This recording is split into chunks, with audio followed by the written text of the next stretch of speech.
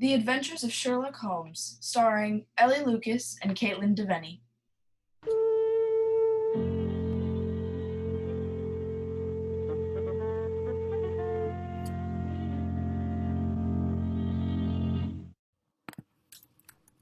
And now, here we are, seated once more in Dr. Watson's study. The good doctor is wandering aimlessly about the room, tidying objects on his desk, straightening a row of books. Well, Dr. Watson, you certainly have a passion for law and order. A place for everything and everything in its place, I always say. I do hate a mess. Holmes, on the contrary, was one of the untidiest men that ever drove a fellow lodger to desperation. When I find a man who keeps his cigars in the coal scuttle, his tobacco in the end of a Persian slipper, and his unanswered correspondence transfixed by a jackknife in the very centre of the wooden mantelpiece, then I begin to give myself virtuous airs. And of course that annoyed Sherlock Holmes. He never even noticed it.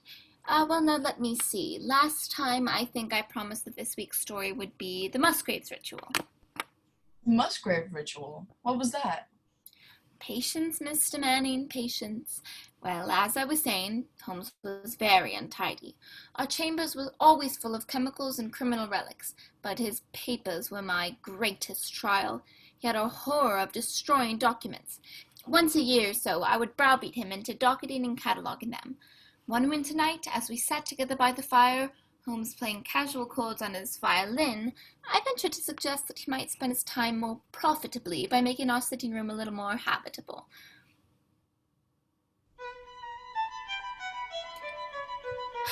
I say, Holmes, I wish you'd stop that caterwauling. Oh, stop that racket! Why don't you do something worthwhile instead of lolling around? For instance? Well, you could straighten up this room. It looks more like a pigsty every day. Oh, very well. Now, where are you going? Look at this place. Papers on the table, papers on the floor, papers on all the chairs, papers. What are you doing, Holmes, pulling that large tin box in here? House cleaning. Yes. What have you got in there? Oh, cases. Records of some of my earlier cases done prematurely before I had such a competent biographer. I think if you knew what I'd had in this box, you'd ask me to pull some out instead of putting others in. It's no use, Holmes. Can't get round me like that. You might as well just begin putting your stuff away. Here's the records of the Tarleton murders, the case of Barnbury, the adventure of the Russian women, and the singular affair of the aluminium crutch. Aluminium crutch? Yes, a most amazing story. It was one April day. The rain was coming down in torrents. I'm not interested. Righto. Well, I suppose I'd best get back to work. Oh, here now is something a little recherche. It's nothing but a wooden box with a sliding lid. Oh, but look inside. A crumpled piece of paper with some doggerel written on it. An old-fashioned brass key, a peg of wood with a ball of string attached, and 3 rusty old discs of metal. Not very impressive. Well, what do you make of it? It's a strange collection. And there is a stranger story connected to it. I suspected these relics had a history. They are history, my dear Watson. They are history. What was it about? These are all I have left to remind me of the Musgrave ritual. Fascinating case. Fascinating. Hi-ho. Well, I guess I'd better be getting on with my work. What was the Musgrave ritual? You want to interrupt my labors with a silly story, dear, and leave all this litter as it is reprehensible, my dear Watson, thoroughly reprehensible. Oh, get on with the story. Very well. It was one of my first cases when I was making a most precarious living out of my sleuthing. It had to do with Reginald Musgrave, a scion of one of the oldest families in the kingdom. Well, I hadn't seen Reginald Musgrave for several years until one morning I received a note from him. Here it is. My dear Sherlock, I hear that you are turning to practical ends these powers with which you used to analyze us. Could you spare time to visit us at Hurlstone? I can promise you a problem which will tax even your nimble wits. Hopefully yours, Reggie Musgrave. You can imagine my eagerness. In my innermost heart, I believed I could succeed where others had failed. Conceit. Don't interrupt, Watson, don't interrupt. Well, late that night, I arrived at Hurlstone to find myself enthusiastically greeted by mine host.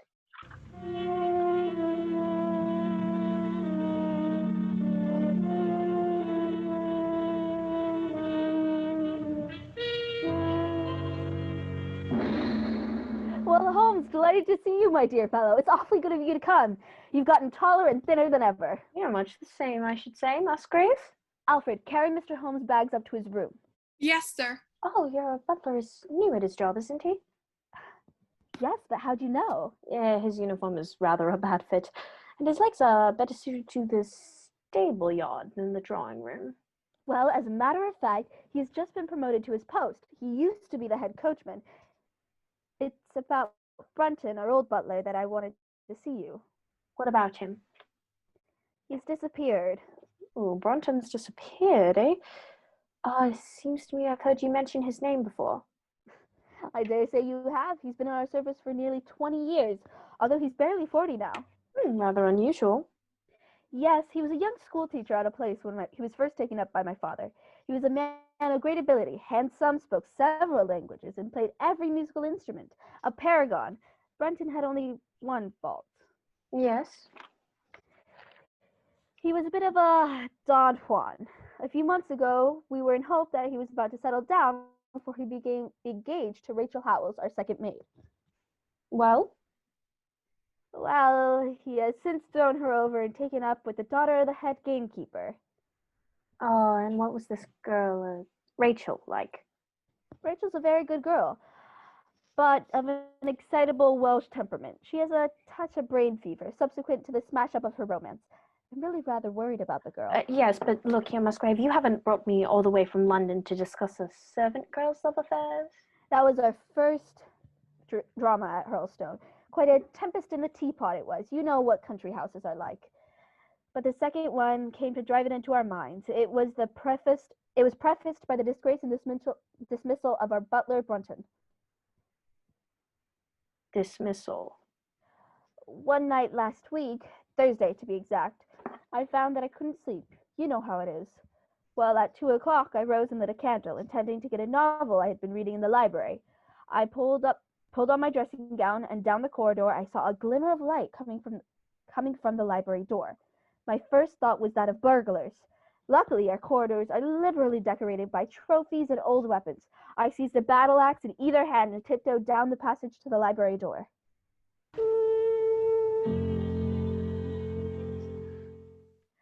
Don't move if you value your life. Oh, sir. Why, God bless me, it's Brunton. What are you doing down here in the middle of the night? Well, you see, sir, And my desk has been broken into and my private papers thrown on the table. What do you mean by going through my private papers? You scoundrel, after the trust I had in you! Well, sir, I meant no harm. The impudence, the rank impudence. Brunton, you will leave my service tomorrow. Oh, Mr. Musgrave, sir, I can't bear the disgrace. I've always been proud about my station in life. Yes, and look what it led you into. The disgrace will kill me. At least let me give you notice and leave in a month's time, as if it was of my own free will. Very well. But a month is too long. Take yourself a week, and give what reasons you wish for going. Only a week. Oh, no. A fortnight. At least say a fortnight. A week. And you have been let off very lightly. Now put down that paper you have in your hands and get out.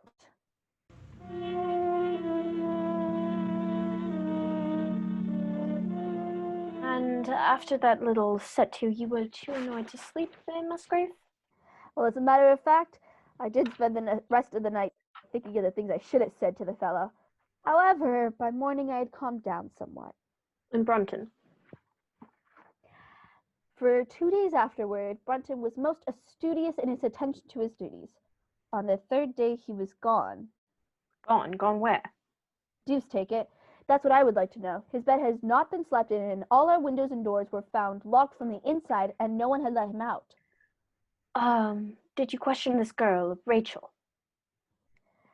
Yes, she's been very ill since his disappearance, sometimes hysterical. I have a nurse sit up with her at night. What was the condition of Brunton's room after the disappearance? Very orderly, as usual. His clothes, his watch, even his money were in the room, but the black suit he usually wore was missing. His slippers, too, were gone, but not his boots. Enlightening, most enlightening.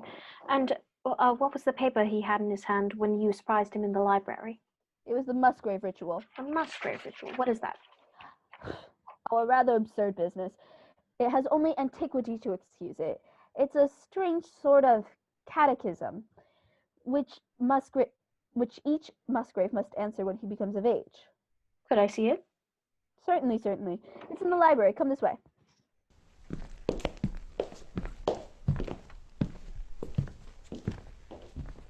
This old hall is rather impressive with all its armor and weapons.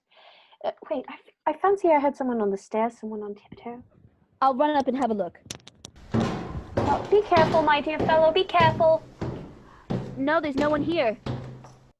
Strange, I would have sworn I heard footsteps.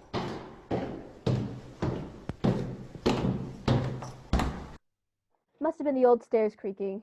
This is the library and the desk where I keep my private papers. Oh, how private. I mean, is there anything there that would benefit anyone else? Good heavens, no. Nothing that might lead to blackmail. No. Sorry to disappoint you, Holmes. I've led a very tame and uninteresting life. I see one of the drawers was broken into. Very amateurish. I'm afraid Brunton had very little experience. Yes, the lock is completely damaged. I've moved everything to the side of the desk. Just a minute, till I find my key. Ah, yes. And here is the Musgrave ritual. Curious old writing. It dates back to Charles I, I should say. You can tell by the spelling. Probably Charles II. My ancestor, Ralph Musgrave, was a prominent cavalier and right-hand man in Charles' wandering. They went in for a rigmarole of sorts in those days. It's just a series of questions and answers, probably the bywords of a secret society. Well, you know the answers by heart, I take it. Yes, it's something every Musgrave has to learn. Suppose I read off the questions and you give me the answers. Fire away, you can't trip me up there. All right, here goes. Whose was it? His who is gone. Who shall have it? He who will come. Where was the sun? Over the oak. Where was the shadow? Under the elm. How was it stepped? North by 10, and by 10, east by 5, and by 5, south by 2, and by 2, west by 1, and by 1, and so under. What shall we give for it? All that is ours. Why should we give it? For the sake of the trust. As you can see, Holmes, the paper has no practical importance. On the contrary, it has tremendous practical importance. Your butler seems to have been a very clever fellow. He has had more insight than 10 generations of his masters. I say, Holmes. The oak, I take it, is the one that stands here to the east of the house. I noticed it as I drove up. That's right. You can see it through this window. Yes, quite a patriarch. It must have been here when the ritual was drawn up. Was there at the Norman conquest in all probability. Listen, there was someone in the hall outside eavesdropping. I'm sure of it this time. I'll soon find. Why, hello, it's Rachel. My dear girl, whatever are you doing about at a time like this? Where is your nurse? She's sleeping. I fooled her. You must go right back to bed. Yes, I must go right back. He's gone. Yes, of course. Brunton's gone. He's gone, I say. Yes, I know that. Now, don't worry. We'll find him for you. Just go back. You'll never find him. Never.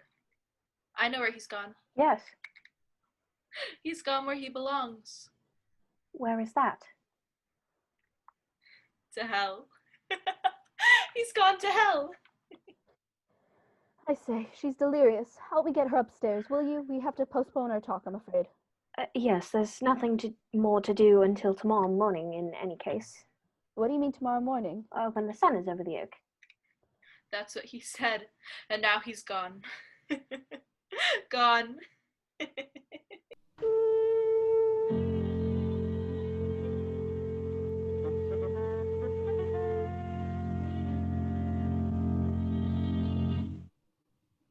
In just a moment, we will rejoin Sherlock Holmes as he endeavors to solve the mystery of the Musgrave ritual. Hey fellas, have you heard about Cracker Jack? No, what's What's that? It's candy-coated popcorn, peanuts, and a prize. Ooh. Ooh. They start with only the finest kernels and pop each one to perfection. Then they mix in fresh roasted peanuts and coat it with a candy topping that'll make your mouth water. Ah. But here's the best part. Each box of Cracker Jack comes with a free prize. I got a whistle. I got a super ball. Hey Margie, can I try some of your Cracker Jack? No, they're all mine. Na na na na na na. Candy-coated popcorn, peanuts, and a prize. That's what you get with Cracker Jack.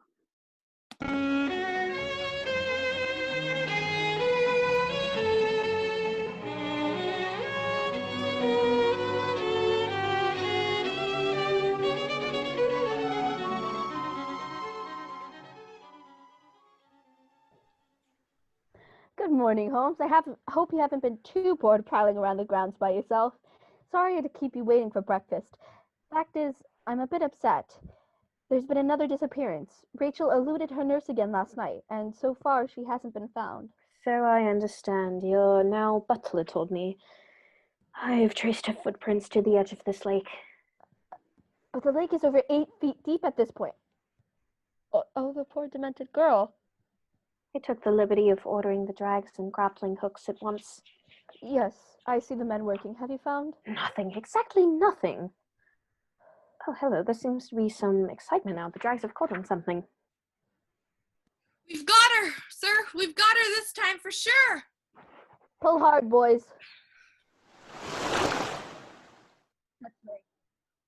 What a frightful business. Huh? Why, it's not a body. No, it's a large canvas bag. Here, boys, give it to me. Yes, sir. What's in it? Just a minute. Don't slosh around so... Why, it's just a lot of old discolored metal and some dull discolored pebbles or glass. Bah, throw it back in. Stop. Better keep that stuff. Bring it along and don't let it out of your hands. Now, let's get back to the house. Breakfast, eh? No, breakfast will have to be postponed. The sun is now over the oak. I say, Holmes, you're not taking that rubbish seriously. The only thing that puzzles me is the absence of our ancient elm tree. Sorry to disappoint you. There are plenty of elderly beeches, won't they do? No, I'm afraid not. Just a minute. There used to be an elm. Very ancient it was, too. Over there. You can still see the stump. It was cut down when I was about 15. That's better. Midway between the house and the oak. Yes, that must have been the one. I suppose it's impossible to find out how tall it was? Not at all. It was 64 feet. Excellent, but how in the... That tree was my tutor's favorite exercise in trigonometry. Now then, the shadow of the oak is fairly obvious. We can see that for ourselves, but the shadow of the elm is a bit more difficult. I say, Holmes, what are you doing with that fishing rod? A fishing rod of 6 feet throws a shadow of, we see, 9 feet exactly. Quite simple. Therefore, a tree of 64 feet will throw a shadow of 96 feet and in the same direction. There's my tape. Yes, 96 feet, 96. Yes, here we are. I must say, Holmes, that's very neat. That's just the beginning, my dear fellow, just the beginning. North 10 and 10. 10 steps by each foot, I think that means. That takes you parallel to the well of the old wing of the house. Marked with a peg. Now 5 to the east, yes, and 2 to the south. I say, it takes you to that old unused door. That old unused door must have been used quite recently. The surrounding ivy is all torn. Yes, by Jove, it's even unlocked. How long since this wing has been inhabited? Not for several years. It's the oldest part of the house, built in the 16th century, I should say. It's only used nowadays to store things. And open the door. 2 paces to the west obviously means 2 paces down this flagstone passage.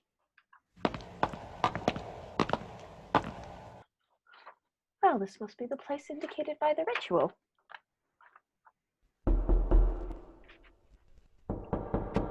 What are you tapping on the stones for? Oh, firmly cemented together, not even a hollow sound. I told you it was all balderdash. Hold on. I nearly forgot that one. Is there a cellar under this place? Yes, it's as old as the house. Lead me to it. That's where our search ends. Very well. But what are we searching for? Careful, steps here, it's pretty dark. That's it, this is the cellar. We store wood down here sometimes. Hello? It's all been moved to one side. Oh, what's this? It's Brunton's muffler. What has the villain been doing down here? Just as I thought. Look here, this piece of wood, it's been used to prop up something heavy. See how both ends are flattened? Quite. Look, the muffler's attached to an iron ring set in the flagstone. Quite sizable flagstone, eh? Must have had someone to help him. He couldn't raise that by himself. You mean Brunton? Yes, he was after the buried treasure. He probably talked Rachel into assisting him, and that's how she happened to be in possession of the bag she threw into the lake. I don't understand what you're talking about. I can't budget. Lend a hand, will you, Musgrave? Righto. There it comes. Quick, prop it up with that piece of wood. That's it. By Jove, it's a small room down there. And there to one side, what's that? That, my dear Musgrave, is what Brunton was after. Come on, let's go down.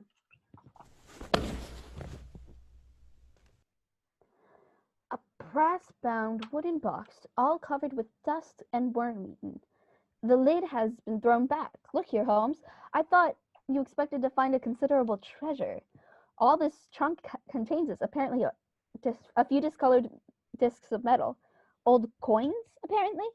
I do say, do you think the rascal Brunton has robbed me? That was his intention, undoubtedly, but I don't think he succeeded. Why not? The box is empty. Because I think I see his feet sticking out from behind the box. Here, help me move it.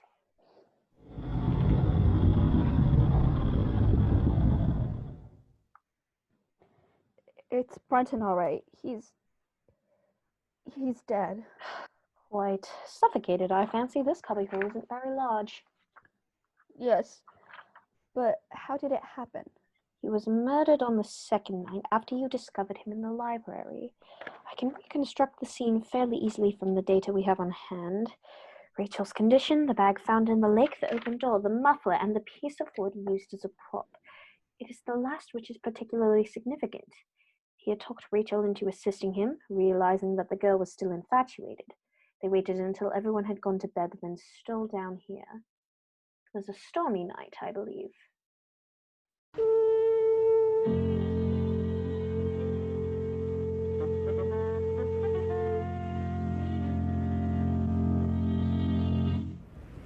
That's it. Close the door after you. Now light the lantern. That's better. For the love of heaven, don't look like that, Rachel. Nothing's gonna happen to you. I'm afraid. Do you think we are? What's the matter with you? If I'd have known you had no more spunk in you than this, I'd have asked someone else. I thought you said you loved me. I do. You know I do. I'd do anything for you. Well then, come along. Down the stairway. Easy. But it's stealing. Stealing? Take something a man doesn't even know he has, he'll never miss it. But it's his, not ours. What of it? He hasn't the sense to find it, has he? I'm the only one has enough brains for that.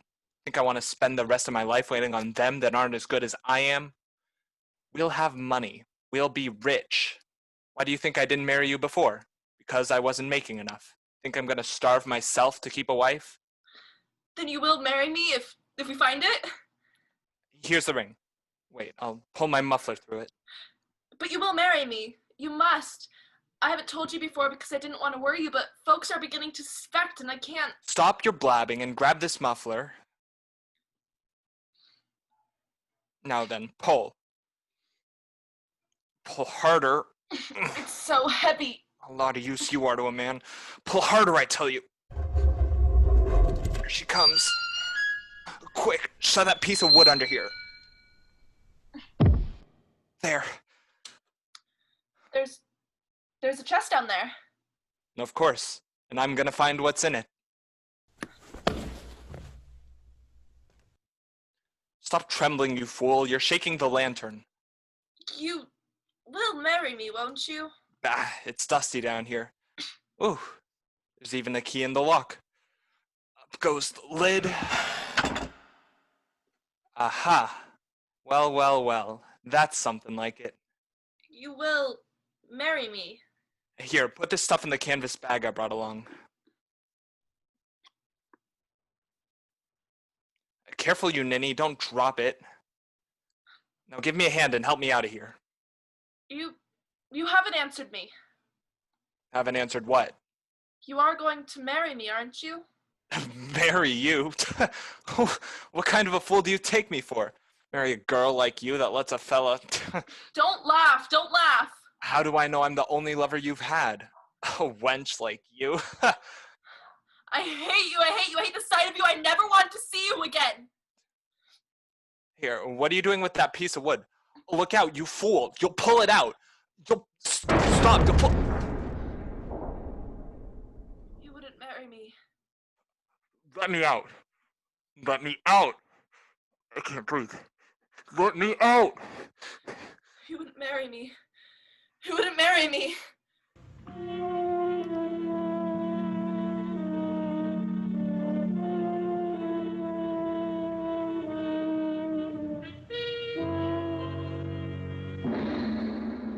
I say, Holmes, what a cad he must have been. Quite.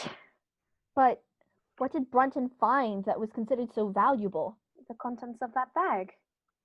This old rubbish? Why, the metal's almost black in these dull-looking stones. Try rubbing one of them. That reddish one, for instance. Righto. I say, it develops quite a sparkle. Quite. I imagine that stuff was left in your ancestors' possession by the royal party on the death of Charles I. I congratulate you on its discovery. It is of great intrinsic value, but of even greater importance as a historical curiosity. Why, what is it then? It is nothing less than the ancient crown of the kings of England.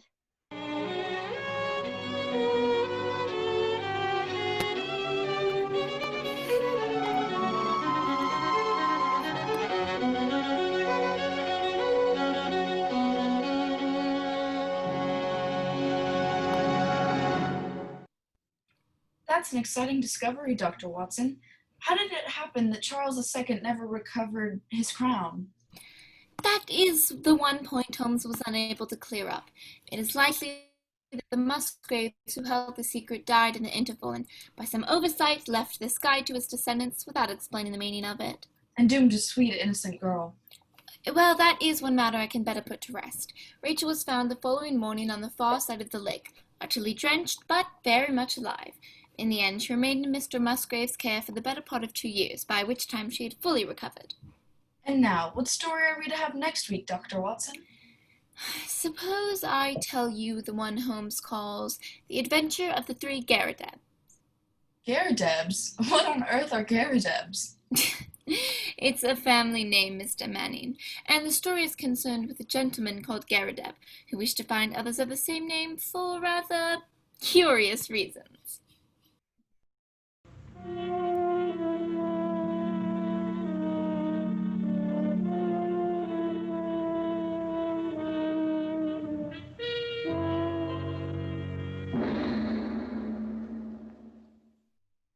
You have been listening to a Sherlock Holmes adventure adapted from Sir Arthur Conan Doyle's story, The Musgrave Ritual, with Ellie Lucas as Sherlock Holmes and Caitlin Devenney as Dr. Watson. The dramatization was by Edith Miser. This is Knox Manning speaking, inviting you to tune in again next week. Same time, same station.